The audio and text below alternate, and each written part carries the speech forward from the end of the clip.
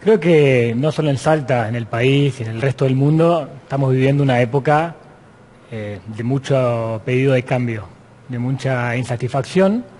Esto ha generado el surgimiento de nuevos espacios, de nuevas propuestas, de distintos tonos de discurso. De nuevas alquimias. De nuevas alquimias. Hoy una de las elecciones es una alianza de sectores peronistas, masistas, macristas. Ex-MPN también, Movimiento Popular Neuquino. 60 años y eso cambió. Bueno, pero en Salta lo hemos tenido, ¿no? Con el gobernador anterior, con este gobernador, sí, vienen de ese métier. Por eso, digo, lo importante es ver en cada escenario cuál fue la particularidad y ahí es donde uno encuentra cierta regularidad en esa búsqueda de la sociedad de algo que sea diferente o que exprese algo distinto. ¿Qué hay? ¿Hay bronca, hay malestar? ¿Cómo lo caracterizarías vos? Y es un poco de todo, es un cóctel explosivo. Va de malestar a un odio terrible por la política y lo político. Y también de indiferencia. Sí. Creo que también hay en ese paso de sensaciones, hay en algún momento también ya no querer saber, ya no querer escuchar, ya no querer, por momentos da todo igual. Eso también es lo que genera que la gente decida cada vez más a último momento qué es lo que va a elegir, qué es lo que va a votar. Digo, de nuevo también en estas dos elecciones las encuestadoras estuvieron con dificultades para ver cuáles eran los porcentajes que iban a sacar los candidatos. La mayoría decía que ganaba el MPN, que era imposible tirar abajo 60 años de Movimiento Popular Neuquino, y creo que la última encuesta le daba 10 puntos de diferencia a favor a quien perdió por 2,5. Por eso, algo que siempre digo que la encuesta tiene que servir para interpretar el escenario previamente. Y para actuar después. Para actuar, no para intentar predecir algo, ¿no? Y me parece que en eso puede ser sí que haya habido. ¿Cuál es el nivel de desinterés de las personas? ¿Los tenés medido acá en Salta? ¿Quiénes no saben qué se va a votar, no conocen los candidatos? El porcentaje de gente que no sabe qué se va a votar este año todavía es alto. Hay distintas maneras de evaluar variables o indicadores, de establecer cuál es el nivel de interés o cuán informada considera la gente que está, pero sí es un momento de mucha apatía y de mucho desinterés comparado con años anteriores. Hay un dato que no es menor, en Neuquén poco más del 70%, que no es un mal número, pero en Río Negro poco más del 60% de asistencia de votantes. Sí, va a ser también otra variable al momento de analizar los resultados o cómo puede darse una elección, esa vocación, ese interés, esas ganas de participar también de la sociedad. Hay algunos que dicen, si va menos gente a votar, favorece al oficialismo. ¿Eso es una regla? ¿Eso es así o no? No, para nada. También hay algunas que si llueve favorece a uno o a otro. Sí, también, ¿no? Dicen esas cosas. No. Me parece que tiene que ver con cada escenario, ver cuál es el votante que está desmotivado o desmovilizado. Particularmente se ha dado una situación muy interesante en Neuquén que yo decía cuando estábamos presentando el programa, ya en Salta se había dado, creo que lo primero de todo fue allá en el 2007 con Urtubey, que se fue del Partido Justicialista, hizo un rejunte así que realmente juntó gente de la izquierda como Barrios de Pie a gente del Partido Renovador y de ahí salió. Ese mismo fenómeno lo repite, si se quiere, el actual gobernador y hoy tenemos dos fuerzas políticas con esa estructura heterogénea. ¿Es el nuevo modelo de la política o es la bronca? Creo que puede haber un nuevo modelo en términos de correr algunas discusiones que son más ideológicas para intentar sintonizar con un electorado que está muy insatisfecho, ¿no? Entonces, apuntando a demandas más concretas, establecer algún tipo de unidad, alguna alianza electoral y con la posibilidad de que sea una alianza de gobierno que pueda interpretar a distintos sectores, porque en esto también lo que hay es una gran heterogeneidad de votantes con distintos problemas y por eso hoy tampoco ya no hay partidos de mayorías. También cuando vemos los resultados, incluso en Río Negro, en Neuquén, el porcentaje con el que ganó, que sacó el primero y el segundo, son 35, 33 puntos, digo, ¿no? Entonces... Claro, 2,5 puntos más o menos. Y en Salta puede volver a pasar. Creo que en los últimos casi 30 años solo hay 2 elecciones donde el gobernador no superó los 50 puntos, que la primera es Juan Carlos Romero, la primera es Juan Manuel Urtubey, y hoy podría de nuevo darse un escenario así, donde quien sea gobernador no alcance la mayoría. ¿Compartís? Perdón. No, sí, pero es muy interesante esto que decía, porque yo estaba sumando mentalmente, y es más del 80% entre los 3 primeros candidatos. Es decir, ahí estamos, a pesar de que haya un tercer candidato, estamos hablando de una polarización que se puede repetir en Salta. Sí, yo creo que sin duda puede haber una polarización entre el gobierno de Gustavo Sáenz y el Frente Avancemos. Ahora sí. Bien, a ver, hay mucha gente que tiende a reducir muy rápidamente la complejidad y creo que tenemos que hacer análisis en términos de complejidad, de una complejidad tremenda, además de factores sociales, culturales, económicos, políticos, demográficos también. Pero existe una tradición en Salta que separa capital del interior. Yo, por ejemplo, ya parto con que no solo hay que analizar capital, sino que hay que analizar los departamentos y localidades conurbanos. Además, no es lo mismo la localidad que el departamento. Bueno, cositas que necesitas desagregar en la complejidad. ¿Cómo ves eso? No, porque te dice, sí, en el interior andamos bien y en capital estamos ahí peleando cabeza a cabeza. Sí, creo que pasa eso, hay un exceso de fórmulas matemáticas que también van muy de la mano con la idea de las estructuras, de las listas, que también viene acompañado con esto, acá armamos bien, acá normamos también, que no funciona de esa manera. Antes se podía hacer porque el voto tenía un comportamiento más predecible y las ofertas políticas eran más constantes en el tiempo. Hoy no pasa eso, hoy no duran 2 años la permanencia en un espacio, entonces ni siquiera uno algunas veces, y hoy lo confesó Posadas, al otro día de la elección ya no. Totalmente, no funciona. Entonces, en eso uno tampoco puede ni siquiera caracterizar el Gran Salta, ¿no? O el área metropolitana de Salta como vota, porque un año pudo haber votado en forma oficialista y después ese oficialismo tiene otro color, entonces es muy difícil establecer. A nosotros nos pasa cuando queremos ver cuál es un historial, que no se puede, porque los espacios no eran los mismos, porque los candidatos se cambiaron de espacio, entonces no se puede encontrar nunca una constante en el desarrollo. Y hoy cuando se mira eso, si vemos la elección de 2019, Gustavo Sáenz ganaba en las ciudades y no ganaban sus intendentes, el voto cruzado era fuertísimo. Y ahora es sobre lo que se sustenta la campaña del oficialismo, en buenos armados. Entonces ahí hay mucha, a veces, falta de coherencia solo hacia 2 años atrás. Recién hablamos con la diputada Cartucha sobre el tema de la exagerada oferta. Ella sostenía que hay que darles oportunidad a todos, cosa que no puedo negar y debo compartir. Ahora, en comunicaciones nosotros decimos, cuando tenés una sobreoferta informativa, el resultado final es la desinformación, porque es tanto lo que tenés que no podés abordarlo. Y nos pasa que hay candidatos que ni siquiera los conocemos nosotros. ¿Es realmente un problema esta cantidad de ofertas o es necesario para que sí los nuevos lleguen, que de todas maneras parece que no llegan?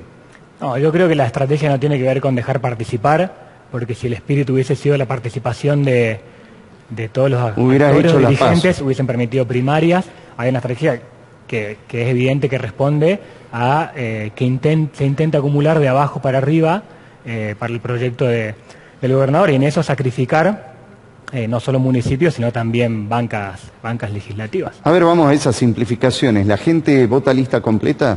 No, la gente vota por categoría, fuertemente por categoría. De nuevo, tiene que ver con lo que decíamos recién. No hay una identificación de quiénes son los personajes que interpretan cada espacio político. Entonces, además lo facilita el voto electrónico. Y lo facilita el voto electrónico, pero es muy difícil saber, cómo alguien puede saber que Matías Posadas es candidato por Juntos por el Cambio si hasta hace una semana pertenecía al gobierno provincial y fue hace 1 año y medio candidato del oficialismo provincial. Se vuelve, no es que quiera ponerle nombre y apellido al problema, es solo un ejemplo, porque pasa con la mayoría. Entonces, eso lo que facilita es que impide que uno encuentre de forma de una columna vertebral un gobernador, un diputado, un intendente y una lista de concejales. Sí, nos ponemos del lado del ciudadano general, ¿no? Entonces se termina votando... ¿Se decide mucho ante la máquina? Se decide frente a la máquina y se decide las últimas 48 horas. Digo, se va reduciendo el tiempo, pero... Cuanto más se acerca, mayor definición. El 80% de la gente reconoce que va a tomar la decisión 15 días antes y va bajando el porcentaje en las fracciones de tiempo que uno le ofrece, y hay uno que es ese día. ¿Y entonces de qué sirven las encuestas anteriores? Eso es lo que yo digo. No sirve la encuesta electoral en términos de buscar la intención de voto. De pronóstico. ¿Cómo? Eso que todos queremos ver, que bajamos rápido. ¿Quién va a ganar las elecciones? ¿Quién gana? ¿Cuánto tiene cada uno? Lo que hay que ver es cuál es la predisposición social, cuál es la evaluación que está haciendo previamente el electorado sobre cada oferta política, y entonces determinar una idea de cómo puede darse una Claro, pero una nuestra elección. audiencia que está entusiasmada y sigue los temas políticos, quiere números o aproximaciones. ¿Qué números tenés? ¿Qué me te puedo podés decir que hay una mayoría que quiere un cambio en la provincia y que quiere un cambio también en la capital, que también quiere un cambio en ciudades grandes como Orán, que está muy parejo en otras ciudades como Tartagal. Y eso es lo que permite la competitividad de algunas de las otras ofertas electorales.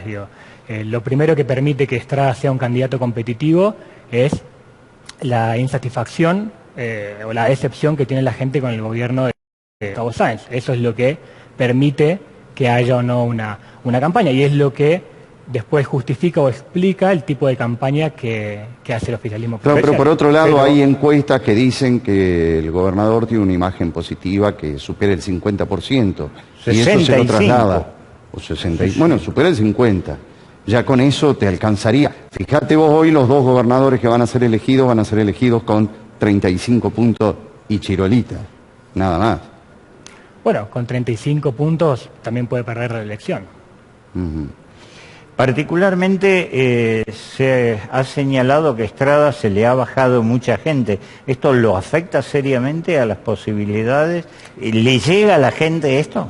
No, creo que así como hubo cambios en las fórmulas de Avancemos, hay también cambios o cosas que son difíciles de entender dentro del oficialismo que la gente no percibe. La vemos nosotros, que familiares del vicegobernador sean candidatos en otro espacio. Hay cosas que no tienen mucho sentido y sin embargo la gente no registra. Hay una idea que a veces se define como la del metro cuadrado, que es que la gente no importa su problema propio. ¿no? Entonces, es decir, que hay una élite, digamos, que está metida en todo este tema, o que estamos metidos en todo este tema y lo podemos desgranar, y hay otra gente que su universo pasa por otro lado. Sí, creo que no hubo tiempo ni siquiera que la gente supiera quiénes eran candidatos para después saber que se habían bajado. Básicamente creo que pasa por ahí. Tal vez más cerca de las elecciones, si eso ocurriera, podría impactarle a Avancemos o cualquiera, Juntos por el Cambio, esa baja. Ahora, la noticia de la semana es el candidato bla bla. Lo habrás visto. Parece ser una campaña. ¿Para qué sirve eso? Desde el punto de vista del análisis político de la opinión pública. En primer lugar, yo intento a veces celebrar cuando alguien intenta hacer algo innovador o algo distinto. Pues llama la atención entre tantas cosas que hay. Pero se asocia. Pero después creo que no está bien logrado, porque los que nos consideramos muy informados y que estamos consumiendo y que estamos viendo no lo entendimos. Entonces, si nosotros no lo entendimos, difícilmente lo entienda esta ciudadanía que estamos diciendo que está bastante apática de prestar atención. Entonces, creo que es muy difícil la conexión hasta llegar a entender que es una campaña de la intendenta contra el candidato opositor. Particularmente la otra vez hablando con un amigo, él me decía, podemos medir el diferencial de corte de boleta, pero no el corte de boleta, porque en muchos casos se cruzan. ¿Va a haber mucho corte de boleta? Por el momento nosotros vemos que sí, que va a haber mucho... Es decir, se puede votar a una fuerza política distinta, no solamente dentro de los conglomerados internos, sino todos por fuera, en las 5 categorías son 5 categorías. Prevé que haya mucho corte. Obviamente influye esto también de tomar la decisión a último momento, que uno quiere votar a un candidato a gobernador, a un candidato a intendente, y que en ese momento no llegue, no lo encuentre o se confunda en esa instancia. Pero sí hay una gran intención. Hoy el candidato que pica en punta y que está claramente en primer lugar, Emiliano Durán, tiene un votante que vota a gobernador Emiliano Estrada, que vota a gobernadora Miguel Nani. Entonces, ese perfil ya te marca una búsqueda de... Y además hay que ver cómo termina el día de la elección. Sí, pero de nuevo, a veces es difícil ver cuánto se cruza por esto que decía recién. No, pero claro, peor es en los ámbitos legislativos, porque después, hoy no te podés imaginar cómo puede llegar constituido el grupo parlamentario que va a ingresar ni en la Cámara de Diputados ni en el Consejo Deliberante. No, para mí es prácticamente imposible medir y prever cuál es ese resultado. Me queda la última de mi parte, Benja, pero particularmente no te voy a preguntar quién va a ganar, quién no va a ganar. Te voy a preguntar, ¿es posible o no una polarización o una atomización? Yo digo, ¿por qué no sería posible? Hoy para mí hay y no es una expresión de deseo ni una interpretación mía, es una lectura de datos estadísticos que indican que hoy hay dos opciones para la sociedad, y es el eje de la campaña va a seguir siendo el cambio y la continuidad. Lo que pasa es que el gobierno sigue intentando que la discusión, que no haya discusión, ¿no? Por eso la estrategia del gobierno es quitarle el apellido al gobernador, que sea solo su nombre principal, una estética de campaña que bien podría ser la tapa de un disco, y entonces se escapa a esa discusión de no hablar casi de nada. Por el otro lado, van a intentar lograr establecerse como la primera opción, ¿no? Con una campaña más centrada en determinadas demandas. Lo que vamos a terminar viendo dentro de unos 15 o 20 días finalmente es si esa opción opositora termina siendo lo suficientemente atractiva y seductora para que todos esos desencantados voten eso o digan, bueno, no estoy tan de acuerdo con el gobierno, pero no llegó a convencerme esa oferta opositora, así que le doy otra oportunidad. ¿Puede haber campaña sucia? Que ya hubo. ¡Ay! Sí, hay campaña sucia. Hay campaña sucia y creo que hay también Si se van a matar, va a haber sangre. No, tanto no. Mira, figurativamente. Creo que hay mucho. Creo que de hecho el gobierno ha hecho la mejor campaña de instalación de Emiliano Estrada, la hizo el gobierno con esa estrategia, pero me parece también que va a haber un antes y un después con la campaña que hay en Capital. A mí me parece que lo que la gente está consumiendo en términos de campaña negativa, porque una cosa es la campaña de contraste, donde se buscan los aspectos de debilidad, donde un candidato es más fuerte que otro, y otras ya son las cuestiones personales, que terminan siendo un boomerang, terminan perjudicando al emisor de esa campaña negativa, que hoy en términos de la polarización que hay en la capital, digo que también en la discusión está entre dos candidatos, termina siendo clara para la gente quién es el que hace algo.